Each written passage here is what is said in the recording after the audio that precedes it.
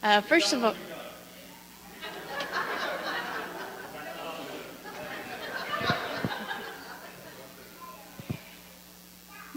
all, I want to say thank you to you all. This whole preparation, going on the trip, and actually coming back has been quite a journey. And it reminded me of the movie Faith Like Potatoes. And it was because you had to keep putting the seeds in and waiting for the little sprouts to come up one at a time in order to see things happen. And I want to say thank you to each one of you, because so many of you invested your time, your money, and your help into the fundraisers and into getting us down there, and even when we came back. A special thanks to the Drake family, because they invested the potatoes in my projects. Everybody contributed. And to me, that's a wonderful testament to what a family in God we really are. The money that you gave us went directly to multiple projects that are going on down in Guatemala. And as you'll see in some of the pictures that are playing, if they're able to play. I had technical difficulties today, so I apologize. I wasn't able to get things to work right.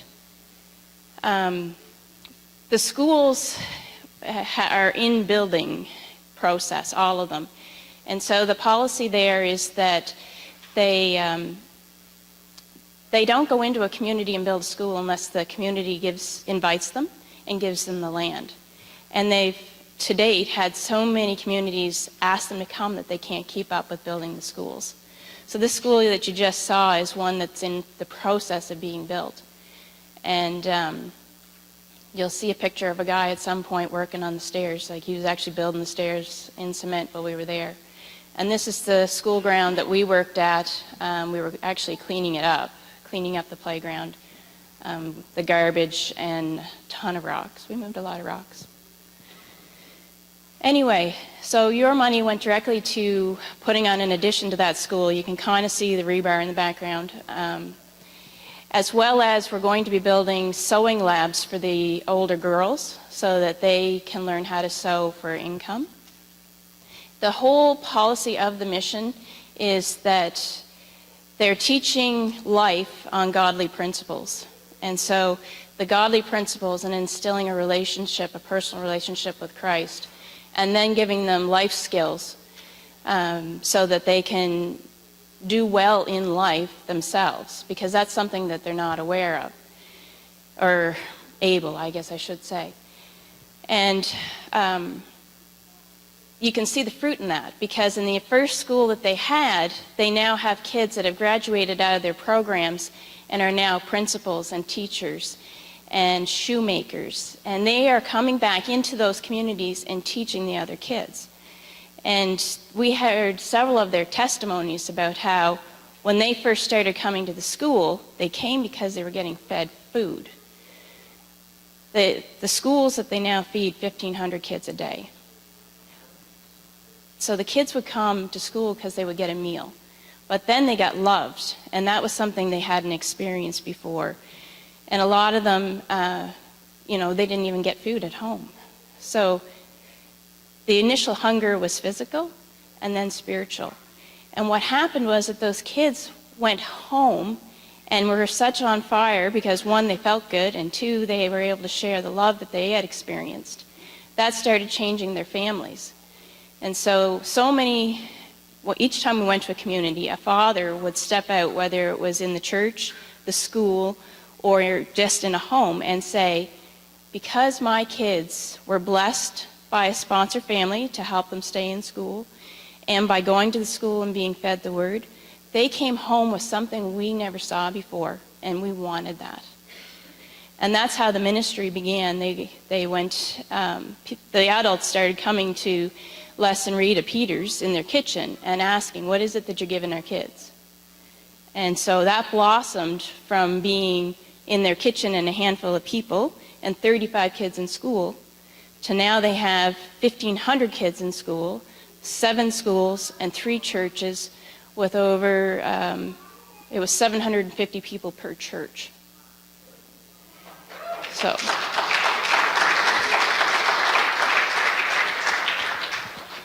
So what we're doing is contributing to that building. And you'll see in the background that there's pictures of a welding shop, a carpentry shop, and an agricultural department. And those are what they're expanding now, and that's what your money went to, was to help those projects expand and send some of the kids for more technical training in University Away so that they can come back. And Tactique, the main community that they work in, has noticed a huge change in their economic growth since this began. And so they physically see it in the community. Yeah, and as Mom was saying, the children are a big part of their ministry. In fact, when they went, Les told us if God had told him that he was going to plant churches, he wouldn't have went.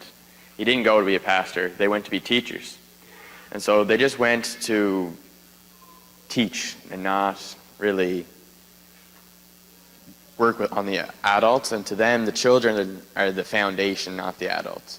The children are what hold up the church in their eyes. And without the kids, they wouldn't have a church. And so what a big part of what we were doing was there, we did 3 days of children ministry. So we did, as in these pictures here, we had a craft, like half-hour craft section, which Mom helped out, and then we did games after that, and I was in that one. And so we just kind of got to interact with the kids, play with them. We organized games, tag, duck, duck, goose, soccer, anything just to have fun with them and see their smile. And it was crazy to see a bunch of foreigners come in and the kids run out and just hug them without even knowing who they were. Another big part of what really touched me and Mom personally was the worship of the kids. Every morning before school starts, the kids go out and they come into school kind of in one congregation and they sing to God for half an hour. And that's how they start every day. And that's just routine to them. And watching them sing, it wasn't like they're just kind of hopping along, going with it. They had their hands up. They were all singing. And it was just amazing to see. We don't see that here. But the kids were the ones in worship, and they all were in their own worship time, not focused on anything else but God. You could really see it in their faces and feel the power of the Holy Spirit when the children were worshiping. An incredible anointing of the Holy Spirit would come in. It was like palpable. It drove me to my knees the first time. They told us a story at that very first session that there was a little boy dancing up on the stage, and he was saying something to the other kids, but we didn't know what he was saying. So the principal told us after, the kids in the front row were distracted because we were there, and so they weren't entering into worship, and they weren't dancing like they usually do. And this little guy that was up on the stage was autistic, and not normally is he able to speak very well or clearly or coherently. But when he gets into worship, he can speak normal. And so he got up there and he was worshiping, and then he said to the children, he said, "Jesus is here, you need to dance. The song says dance." And then all the kids sort of erupted into a dance. And we didn't realize, we thought it was just part of the session, but after when she told us the story, it was because of what he was saying to them. And so the power was in their worship. It reminded me of Psalm 22 where it says, "You are holy, you who inhabit the praises of your people," because we felt that.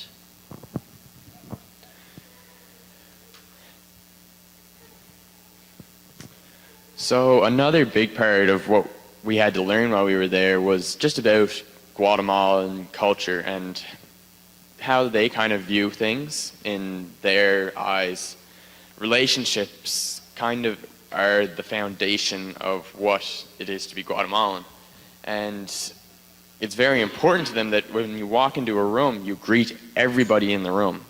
It doesn't matter if it's just a simple hello, but you have to go up and you greet them in the room, give them a handshake, and make sure that you're acknowledging them, and that by doing that, you put them kind of on a pedestal so that they're kind of on the same level or higher than you are. And by not doing it, it makes you seem more superior. And another big thing, which we do quite often, is you're not allowed to refuse food.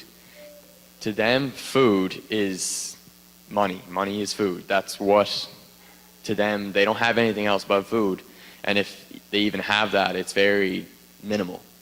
And so if you walk into a house and they offer you food and you refuse it, it'll devastate them. So when we did house visits, visiting sponsor children and bringing supplies to people, we were told that if we were offered food, you had to eat it, and that sometimes we might be eating the children's food. And that was hard a lot of the time, was walking into these homes, and every home we went to, they handed us something to eat. And you don't want to eat it because it makes you feel guilty and hurts you, and you know that maybe that kid's not going to get food later on. And so you really had to kind of buckle down and just eat it, because if you didn't, it could destroy the whole ministry. Because these men, we're coming over here to serve and worship, but if we're not abiding by the cultural rule, we could destroy the ministry that's there. And so we got to learn also and experience Guatemalan Christians. They're a lot different than we are. And it's crazy. You would think that we all kind of fall along the same lines, but to them, they don't take the Bible as a philosophical piece. And sometimes we'd have professors and stuff reading about the Bible, and they study every verse systematically and try to pick out what maybe God is saying. But when Les and Rita went and they started teaching the Bible, and they just helped people learn to read, especially the parents. When the parents learned to read, they started reading their Bibles. And when they read the Bibles, they said, it says that we have to get baptized, and it says that we have to dance, and it says we have to love our neighbor as ourselves. And to them, it was literal. There was no ifs, ands, or buts about it, that it was not a philosophical piece, but it was a literal manual for their life. And that's how they live, is by a literal following of the Bible, and not a read into it and read between the lines. It's what's there is there, and what's there is what they live by. And to them, it's not a religion. It's not a religion to them. To them, the word is truth, and truth is the word. And it's crazy to think that, like, they are religions, they have Catholic and Pentecostal, but to the Christians that we were with, it's not about that. It's not about what denomination you are. It's just the Bible is the denomination that is the only denomination. And that's all they follow. A lot of them came out of religious bondage, and that's why when they really got a hold of Christ's message, that's what revolutionized their lives. When they developed that personal, life-giving relationship with Christ. You'll see pictures in there of a Catholic church and 2 crosses. You will also have seen the sinkhole that we were in, and there are also multiple crosses with candles and stuff around them. And what we came to learn is that there was quite a molding when the Spanish came and invaded Guatemala. They brought Roman Catholicism with them, and they forced it upon the people. The people had no idea what was going on. They had their own pagan worship of nature and sun gods, and so it was out of the Mayan culture, if anybody's familiar with that.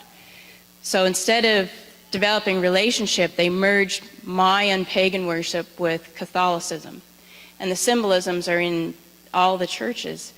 So you would have the cross of Jesus with a white robe over it, and then there would be a black cross next to it with candles and feathers stuck to it, where they had satanic worship. They have the cross erected in the church where you can pay to rub it and receive power. And this is in the Catholic Church, the Catholic Cathedral. And when miracles happen, they were thanking the saint that the church was named after rather than God. So they had no reality. One of the things that they still believe in is paying for forgiveness. I've forgotten the word, Dad.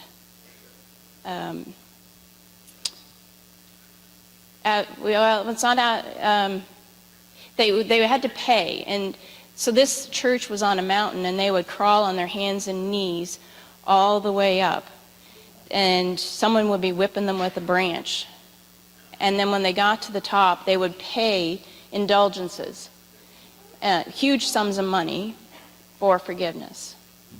And the church today still allows that. The crosses outside, there was a Christian cross and a pagan cross, and underneath the pagan cross was a symbol of a cave, and that was to allow them to worship the gods of the earth. And so complete confusion, absolute complete confusion. So when they got the message of Jesus' love for them, that he died so that they could be forgiven, that there was nothing that they had to do, they were just amazed at that and the love, and it just totally changed them. We had a driver who gave his testimony, and he was an alcoholic. He had multiple mistresses, and he also had a family. And they were destitute. You know, they lived in a falling down tin house. And when his children came home singing joyfully, it started to touch him. And he said at first he thought it was just, just happy kids, right? But his children would wake up and start praising God first thing in the morning and sing in his house. And he said before he knew it, light was enveloping their dark house that didn't have electricity. He said it would radiate from the kids. And he said he felt loved by his children, and he never felt what love really meant before. And so he came to Les and Rita's kitchen and started asking, and he got saved. And as he got saved, his family started to. And his father got saved just before he died. And he's praying for his mother still, because she's still locked into some of the Catholic traditions. But he has this gentle faith, and you would never know that he had that kind of history. For me, that was an education in itself. Here they were founded on a pagan culture. And the light of Jesus has come in, and they've truly grasped a hold of that, like full force, as Thaddeus said. When they read they needed to be baptized, they came and they said to Les, "You need to baptize us." And he goes, "Whoa, I'm not a preacher." He said, "I'm a teacher. They didn't show me how to do that." And the guy goes, "Well, it says here that Jesus went to the river, so the river's over there." So that's what they did. They just went directly to the river. Here we are, every one of us was born on the foundation of a Christian heritage. Canada was founded in Christianity. That's why the settlers came here, so they could have that freedom. And we've allowed our modern day ideology and desensitization to cover up that foundation. We're overwhelmed with trying to be too nice and not offend anybody. And we've covered up the light of Jesus. And so nobody here, not in this church, but when we go outside of here, very few people know what it means to have a relationship with the Lord and know what that power is in their lives. These people are going out and they're telling everybody. When they're building a new church now, and they're not using any funds for that at all, because they want it to be their church. They want to build the church Guatemalan energy and money. And Les was like, okay, that's great. His vision was for 300. And he was in a board meeting, and they're asking him, so how big are you going to build the church? And he's like, I didn't want to admit that my faith was low, so I said, maybe 500 we could do. And they're like, what do you mean? What do you mean 500? There's over 1,500 of us already, and do you know how many people aren't saved in Taktik? You need to build a church for 5,000. And he felt convicted for not having the faith that they had to do that. We need that kind of faith here. And it begins with the children. The children are the key. We need to be involving them to a degree that they have that powerful relationship so early on, and that they know how to worship no matter where they are. and that they know that Christ is with them. And then that is what's going to change our communities. And so I think that was our takeaway message, that we need to instill that love and that faith and confidence in our children.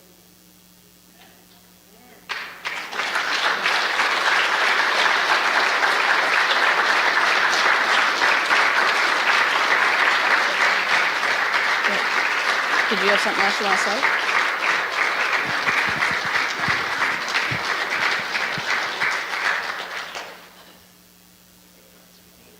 Because we were discouraged when we first came.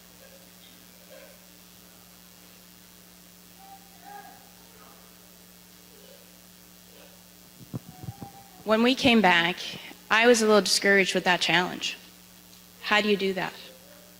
And I've been praying about it, and I'm like, God, I don't know how to do that. I don't know how to break through this. And this was the scripture he gave me.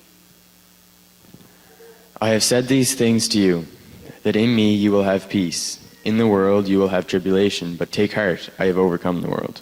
John 16:33. So again, we just want to say thank you. We wouldn't have been able to go without you guys. It was completely... Your guys' support was unbelievable and undeniable. It was just amazing. And when we were kind of on the last few days, our kind of bus driver, I guess you could call him, Hugo, he's just lighthearted, and he was the guy that Mom was talking about and how he got saved. And when we were leaving, he said, "You're going to bring a group from your church, right? Now that you've come and seen it, you have to bring a group from your church. You have to lead a group." And then on a whole separate occasion, Les Peters, he said, "So now that you guys have come, are you going to bring a group from your church?" So we just kind of want you guys to pray into that, and if it's God, it'll get done. So thank you.